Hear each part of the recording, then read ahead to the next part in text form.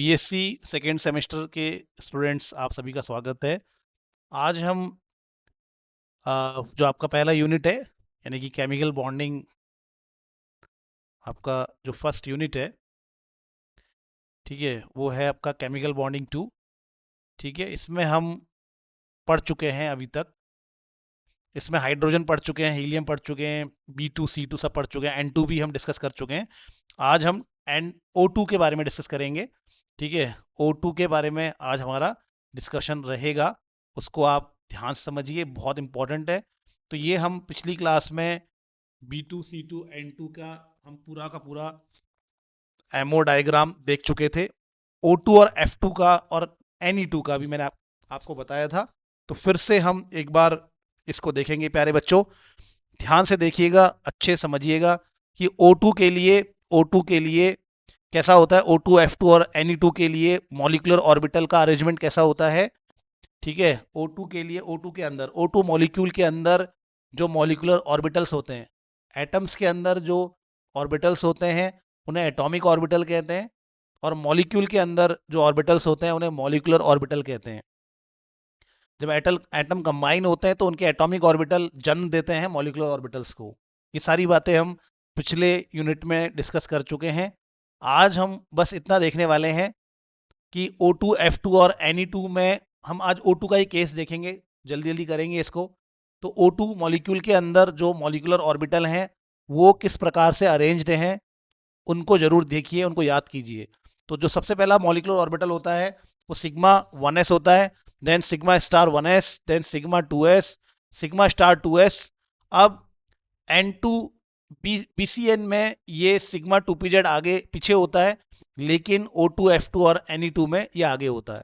Sigma 2pz आगे होगा, than pi 2px, पाई 2py, then उनके पाई स्टार होते हैं, और देन सिग्मा स्टार सबसे आखिरी में होता है। तो बच्चों, आज का हमारा क्या क्वेश्चन रहने वाला है, बहुत इंपॉर्टेंट है, और ये तो एग्जाम में पूछते ही पूछते हैं इस क्वेश्चन को। और क्वेश्चन क्या है जरा देखिए।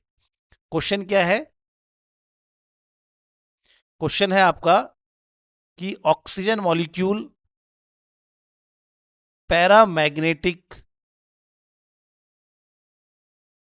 नेचर का होता है,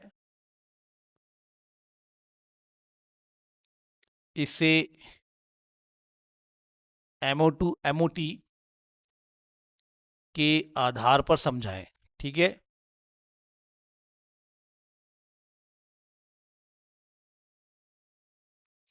ठीक है। तो इसको इंग्लिश में क्वेश्चन आएगा कि explain the paramagnetic nature of oxygen with the help of molecular orbital theory. या आपको ये पूछेंगे कि ऑक्सीजन का चुंबकीय गुण क्या कैसा है, ऑक्सीजन का चुंबकीय गुण कैसा है, इसको मॉलिक्यूलर ऑर्बिटल थ्योरी के आधार पे बताइए। देखिए, अभी कुछ देर के बाद मैं आपको वैलेंस बॉन्ड थ्योरी और मॉलिक्यूलर ऑर्बिटल थ्योरी, इन्हीं वीडियोस में हम आगे देखेंगे कि वैलेंस बॉन्ड थ्योरी और मॉलिक्यूलर ऑर्बिटल थ्योरी में हम डिफरेंस देखेंगे। तो याद रखना कि वैलेंस बॉन्ड थ्योरी के अनुसार ऑक्सीजन एक डायामैग्नेटिक होना चाहिए। ठीक है, मतलब उसमें कोई मैग्नेटिक कैरेक्टर नहीं होता है ऑक्सीजन में। फिर से सुनो। वैलेंस बॉन्ड थ्योरी के अनुसार ऑक्सीजन का मॉलिक्यूल में कोई चुंबकीय गुण नहीं है, वो डायामैग्नेटिक कैरेक्टर का होता है। लेकिन लेकिन जब वास्तविकता में ऑक्सीजन के ऊपर एक्सपेरिमेंट किया गया तो ये देखा गया वो तो चुंबकीय और अट्रैक्ट होते हैं। ऑक्सीजन के जो पार्टिकल्स होते हैं, ऑक्सीजन के मॉलिक्यूल जो हैं, वो तो चुंबकीय गुण दर्शाते हैं, वो पैरामैग्नेटिक नेचर के होते हैं। ठीक है, तो इसको समझाने के लिए फिर एमओटी थ्योरी ने इसको समझाया है। ठीक है, एमओटी थ्योरी इसको समझाती है। तो ये एक बहुत ही इंपॉर्टेंट क्वेश्चन बनता है, क्योंकि ये वैलेंस बॉन्ड थ्योरी की कमी है।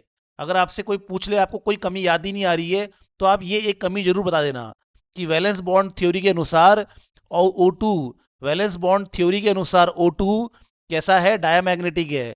O2 कैसा है, वैलेंस बॉन्ड थ्योरी के अनुसार, मैं बताऊंगा आगे कैसे। वैलेंस बॉन्ड थ्योरी के अनुसार, इस थ्योरी के अनुसार ऑक्सीजन में कोई भी अनपेयर्ड इलेक्ट्रॉन नहीं है, कोई भी क्या नहीं है, अनपेयर्ड इलेक्ट्रॉन नहीं है, नहीं होता है, अनपेयर्ड इलेक्ट्रॉन नहीं होता है। ये किसके अनुसार है, वैलेंस बॉन्ड थ्योरी के अनुसार है कि ऑक्सीजन मॉलिक्यूल में, मैं अभी इसको जरूर समझाऊंगा, आप आगे जुड़े रहिएगा। तो वैलेंस बॉन्ड थ्योरी के अनुसार ऑक्सीजन मॉलिक्यूल में कोई भी अकेला इलेक्ट्रॉन नहीं होता, सिंगल इलेक्ट्रॉन नहीं होता, सब जोड़े में होते हैं, कोई भी अनपेड इलेक्ट्रॉन नहीं होता। इसलिए इसलिए क्या, इसलिए ऑक्सीजन एक डायामैग्नेटिक गैस है, ठीक है, इसीलिए ऑक्सीजन को डायामैग्नेटिक गैस होना चाहिए, डायामैग्नेटिक नेचर का होना चाहिए, ठीक है, नेचर का होना चाहिए, ठीक है। ये आपने समझना, ये आपने याद रखना है, ये पॉइंट को याद रख लीजिए। परंतु जब एक्सपेरिमेंट करते हैं, क्या करते हैं, बट जब एक्सपेरिमेंट्स देखे जाते हैं, एक्सपेरिमेंट किए जाते हैं, परंतु जब एक्सपेरिमेंट किए जाते हैं तो क्या पाया जाता है, तो पाया जाता है यह पाया जाता है या पाया गया है, ठीक है, जब एक्सपेरिमेंट किए जाते हैं तो यह पाया गया है, यह पाया गया है कि ऑक्सीजन किस नेचर का है, वो तो मैग्नेटिक नेचर का है, उसमें मैग्नेटिज्म आ सकता है, और वो किस नेचर का होता है, पैरामैग्नेटिक नेचर का होता है, ठीक है। तो ये बात ध्यान रखना, ठीक है, का होता है। इसको कौन नहीं समझा पाता, वैलेंस बॉन्ड थ्योरी नहीं समझा पाती, इसको हम कैसे समझते हैं, इसको मॉलिक्यूलर ऑर्बिटल थ्योरी निम्न प्रकार से समझाती है, ठीक है, निम्न प्रकार से एक्सप्लेन करती है, ठीक है, तो निम्न प्रकार से एक्सप्लेन करती है। ओके, अब आपने क्या करना है, तो ये हमारे पास सारी कहानी है।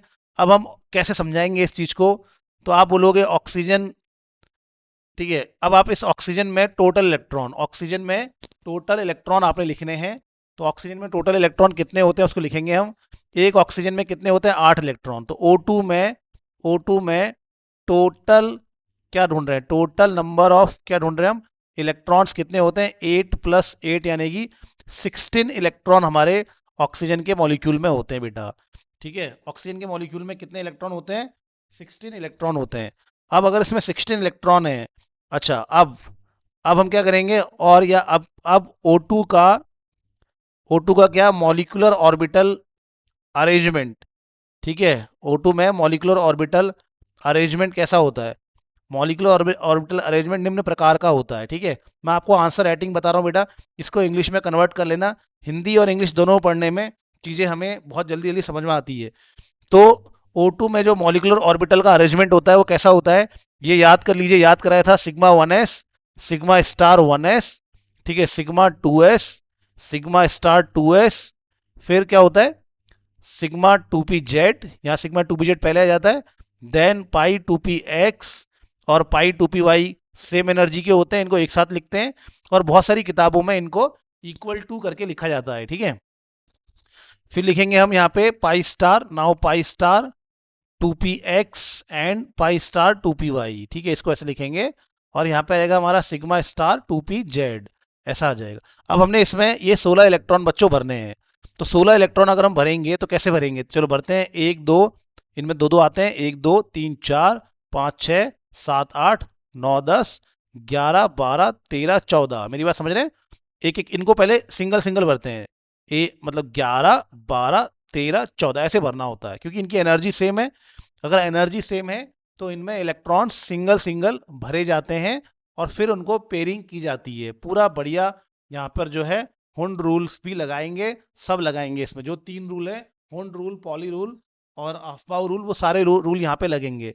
तो यहाँ पे आपका, ठीक है, Hund rule of maximum multiplicity लगेगा, यानी कि 1 2 3 4 5 6 7 8 9 10 हो गया, 11 12 13 14, यानी कि दो दो भर गए, अब कितने बचे, 15 एंड 16, ऐसे करके हम क्या है, ऑक्सीजन का क्या बनाएंगे बच्चों, मॉलिक्यूलर ऑर्बिटल अरेंजमेंट बनाएंगे, और उनमें इलेक्ट्रॉन भरेंगे। तो ये हमारा ऑक्सीजन में इलेक्ट्रॉनों का इस प्रकार से हमने डिस्ट्रीब्यूशन कर दिया। अब इसका बॉन्ड ऑर्डर निकाल लेते हैं, और आप अब जरा गौर से इस मॉलिक्यूलर ऑर्बिटल अरेंजमेंट को देखो। कभी कभी मॉलिक्यूलर ऑर्बिटल डायग्राम पूछते हैं बच्चों, तो ये मैं आपको इससे पहले वाली वीडियो में पढ़ा चुका हूँ, ये है मॉलिक्यूलर ऑर्बिटल डायग्राम, यहाँ पे बस ओ लिखना है आपने, ठीक है, ये पूरा ऐसे ही रहेगा, ठीक है, सिग्मा 2pz नीचे ही रहेगा, इनमें इलेक्ट्रॉन भरने 16, यहाँ पे O लिखना, यहाँ पे O लिखना, यहाँ पे O2 लिखना, 1 2 3 4 5 6 7 8 9 10 11 12, ठीक है, ऐसे करेंगे आप, इसको भी भर देंगे 11 12 फिर 13, सॉरी गलत हो गया, कहीं ना कहीं पे गलत हो गया, फिर से करेंगे। 1 2 3 4, 4 हो गए, 5 6 7 8 9 10 11 12 13 14, 14 हो गए, और ये 15, ये 15 हो गया एक, और 16। तो ये आपके O2 का मॉलिक्यूलर ऑर्बिटल डायग्राम भी बन जाता है। लेकिन ये डायग्राम अगर जरूरत नहीं है तो नहीं बनाना है, हमेशा मॉलिक्यूलर ऑर्बिटल्स का इस प्रकार से अरेंजमेंट या कन्फिग्रेशन लिखना है आपने। ठीक है, अब इसमें, अब हमें यहाँ से प्रतीत हो रहा है, क्या क्या दिख रहा है? ठीक है, हमें दिख रहा है कि फ्रॉम, क्या दिख रहा है? From above molecular orbital electronic configuration. ठीक है, ऊपर वाले मॉलिक्यूलर ऑर्बिटल इलेक्ट्रॉनिक कन्फिग्रेशन से क्या क्लियर है? इट इज क्लियर दैट, क्या क्लियर है? It is clear that there are, क्या क्या देयर आर, क्या है बेटा? दो unpaired electron, there are two, क्या है? अनपेयर्ड इलेक्ट्रॉन है ना, तो there are two unpaired electron in O2 molecule. ठीक है, ऊपर के कन्फिग्रेशन से ये क्लियर है कि ऑक्सीजन मॉलिक्यूल में दो क्या है? अनपेयर्ड इलेक्ट्रॉन है O2 molecule, therefore O2 is क्या होगा?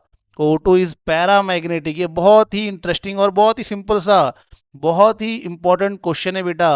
Paramagnetic nature, O2 is paramagnetic in nature. ठीक है, O2 कैसा है? पैरामैग्नेटिक। देखो, सारे इलेक्ट्रॉन जोड़े में होते हैं तो मैग्नेटिक कैरेक्टर नहीं दिखाता है, ऐसा याद रखना है, उसको डायमैग्नेटिक कहते हैं। कोई भी इलेक्ट्रॉन सिंगल अगर आपको दिखता है तो आपने कहना है कि वो मैग्नेटिक कैरेक्टर दिखाएगा, और उसको पैरामैग्नेटिक कहा जाता है। थोड़ा सा इनमें फर्क है, लेकिन बात वही है, जो मैं कह रहा हूँ वैसी बात है। ठीक है, अब चलते चलते हम O2 का बॉन्ड ऑर्डर भी देख लेते हैं। ये तो हमने आंसर बना दिया।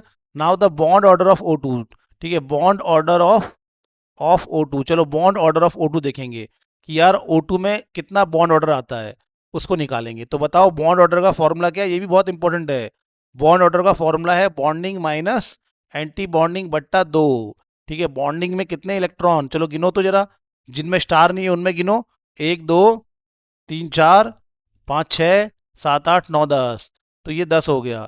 एंटी बॉन्डिंग में इलेक्ट्रॉन गिनो, 1 2 3 4 5 6, 6 हो गया। ठीक है, अपॉन 2 हो गया, तो कितना आएगा? 4/2, यानी कि 2, 2 आ जाएगा। ठीक है, तो O2 का बॉन्ड ऑर्डर कितना होता है प्यारे बच्चों? 2 होता है।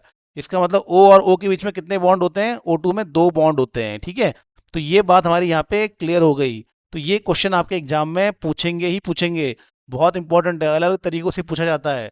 ठीक है, तो ये पूछते हैं कि भैया O2 किस नेचर का होता है, उसको MOT से समझा दो। तो आप बोलेंगे O2 इज पैरामैग्नेटिक, और वो बस इतना सा लिखना है आपने नीचे। ठीक है, उसका एमओ डायग्राम बनाना है और बोलना है कि अनपेड इलेक्ट्रॉन है इसलिए वो पैरामैग्नेटिक है। O2 में दो अनपेड इलेक्ट्रॉन होते हैं इसलिए वो पैरामैग्नेटिक होता है। ऐसी S2 सल्फर 2, वो भी सेम टू सेम ऐसे ही आंसर आएगा उसका, उसमें सेम टू सेम यही आंसर आएगा उसमें भी। ठीक है, S2 में भी ऐसे ही आपने अनपेड इलेक्ट्रॉन दिखाने हैं बेटा। ठीक है, बस आपने क्या करना, S2 के केस में क्या करना, ये मत बनाना, कभी इसको मत बनाना। S2 में से 3 3 कर देना। ठीक है, 3 3 3 3 3 3 3 कर देना, ऐसे ही भर देना, बस सिंपल ऐसे ही भर देना आपने। ठीक है, ये नहीं दिखाना, नीचे वाले नहीं दिखाने होते उसमें। ठीक है, नीचे के जो 1s और 2s होते हैं वो नहीं दिखाने होते उसमें, बस यहाँ पे 3 कर देना आप, 3 3 3 3 3 3 3 3 कर देना। और S2 का भी सेम यही बनेगा। S2 भी कैसी होती है? पैरामैग्नेटिक होती है, सेम टू सेम। ठीक है, तो उम्मीद है कि आपको ये बातें समझ में आ गई होंगी। अगली वीडियो में हम अगले टॉपिक्स, आगे के टॉपिक को डिस्कस करेंगे। तब तक के लिए धन्यवाद, बाय बाय, टेक केयर।